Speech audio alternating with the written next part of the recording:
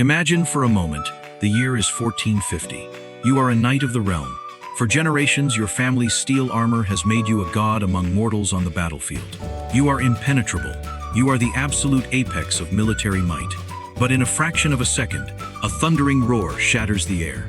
An invisible, blistering force punches straight through your ancestral breastplate, ending your reign forever. You weren't struck by a sword. You weren't pierced by a spear. You were brought down by a deafening, smoke-belching metal tube held by a peasant. The era of muscle and steel was dead. The age of fire and powder had begun. For most of human history, man's greatest gift over the beast was his ability to craft tools. An axe built shelters. A spear fed the tribe. But as tribes grew into empires, those tools turned inward.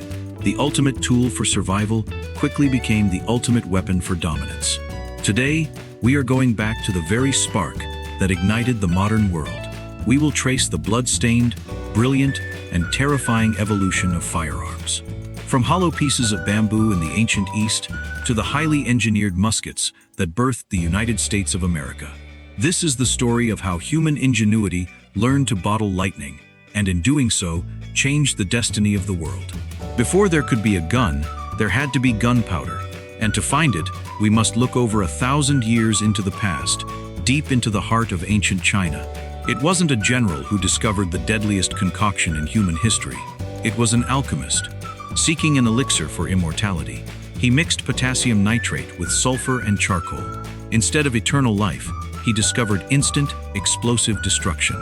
At first, the Chinese guarded this volatile mixture, using it to light up the night sky in magnificent firework displays. But it wasn't long before military minds recognized the destructive potential. They packed gunpowder into arrows that blasted into enemy lines like primitive rockets. Then came the true ancestor of the firearm, the fire lance. Imagine a hollow bamboo tube, packed tight with black powder and sharp debris, strapped to the end of a long spear. In close-quarters combat, a soldier would light the fuse, sending a furious, agonizing blast of fire and shrapnel a few feet into the face of his enemy. It was primitive, chaotic, but utterly terrifying. For centuries, black powder remained the Orient's deadliest secret. But secrets like this cannot be contained. Carried on the winds of the Mongol invasions across Persia and Eastern Europe, the recipe made its way west.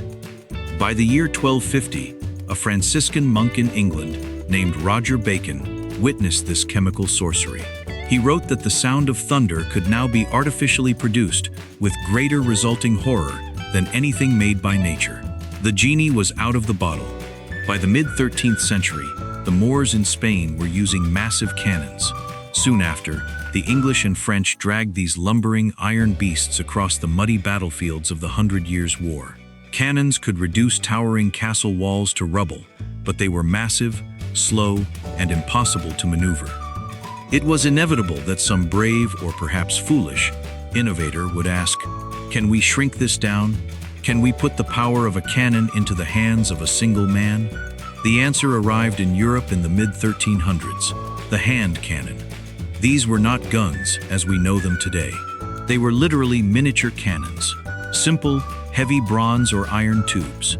One end was completely open, ready to vomit a deadly projectile and foul-smelling, choking black smoke.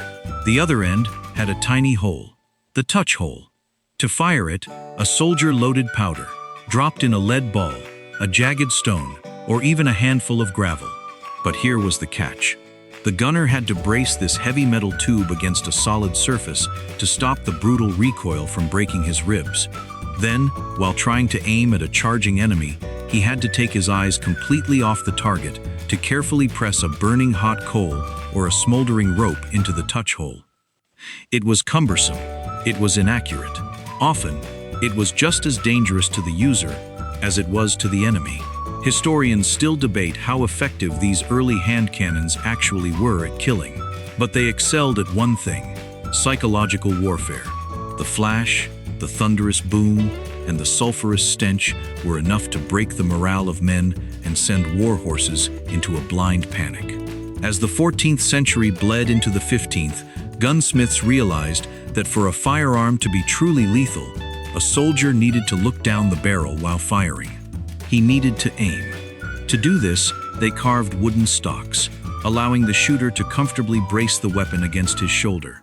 But the true stroke of genius was the ignition system. They created a lever, the first trigger. This became known as the matchlock. Pulling the trigger mechanically lowered a slow-burning piece of hemp cord, the match, directly into a small pan of priming powder. The pan flared, the fire shot through a tiny hole into the barrel, and the gun roared. Suddenly, armies could mass-produce the arquebus. In the Italian wars of the 16th century, the arquebus changed the world. An arquebusier could be trained in a matter of weeks, unlike a longbowman who required a lifetime of rigorous practice. And the arquebus hit with terrifying, bone-shattering force. Armies began combining men, wielding long pikes, with men wielding the arquebus. This pike and shot formation devastated the traditional battlefield. In 1503, at the Battle of Cerignola, Spanish soldiers used these tactics to butcher the French, marking the first time a battle was definitively won by small arms fire. Yet, the aristocratic knights despised it. French Captain Blaise de Montluc, whose face was shattered by an enemy arquebus, famously cursed the weapon, calling it a coward's tool. He lamented that a valiant, lifelong warrior could now be laid dead from a distance by the most pitiful fellow. But the matchlock had a fatal flaw. You had to keep your match lit. If it rained, your gun was a useless club. If you stood too close to the gunpowder supply with your burning match, you and everyone around you were blown to pieces. At night, the glowing tip of the match gave away your position. The Renaissance was an era of artists and engineers, and gunsmiths were no exception. They looked to the intricate, delicate gears of clockwork for a solution. The result was the wheel lock. Instead of a burning rope, the wheel lock featured a spring-loaded steel wheel, wound up tight with a key. When the trigger was pulled, the wheel spun fiercely against a piece of iron pyrite, showering sparks directly into the gunpowder. It was brilliant. It was weather-resistant. And because it didn't require a lit fuse, firearms could finally be used on horseback. Cavalrymen began charging into battle, carrying a brace of wheel-lock pistols in their saddle holsters. But there was a catch. The intricate gears of the wheel lock made it incredibly expensive to produce. It was the weapon of nobility, of wealthy cavalry, and soon of infamous outlaws. By the late 16th century, Caribbean pirates clutching heavily ornamented wheel-lock pistols terrorized the seas, establishing a golden age of piracy fueled by clockwork ballistics. Armies needed something cheaper than the wheel lock, but more reliable than the matchlock. And sometimes, the simplest solutions are the most enduring. For centuries, humans started fires by striking flint against steel. In the mid-16th century, a gunsmith attached a piece of flint to the hammer of a gun. When you pulled the trigger, the hammer snapped forward.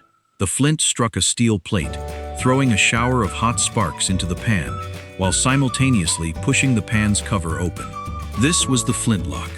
This simple, rugged, and reliable mechanism would dominate warfare for centuries. It birthed the legends of military history. The British 75 caliber Brown Bess and the French 69 caliber Charleville. These were smoothbore muskets. They were durable, fast to load, but notoriously inaccurate. Beyond 75 yards, hitting a specific target was pure luck. But 18th century generals didn't care about individual marksmanship. The tactic of the day was volley fire. Soldiers would stand shoulder to shoulder in brightly colored uniforms. They would draw a paper cartridge, bite the end off, pour powder into the pan, dump the rest down the barrel, and ram the heavy lead ball home. A highly trained British redcoat could fire 3 shots a minute. Hundreds of men firing simultaneously unleashed a devastating wall of lead that tore through enemy ranks. But across the Atlantic Ocean, in the untamed wilderness of the New World, military volley fire meant nothing. An American frontiersman needed to hit a deer with a single, perfectly placed shot, or his family would starve. Powder and lead were too precious to waste.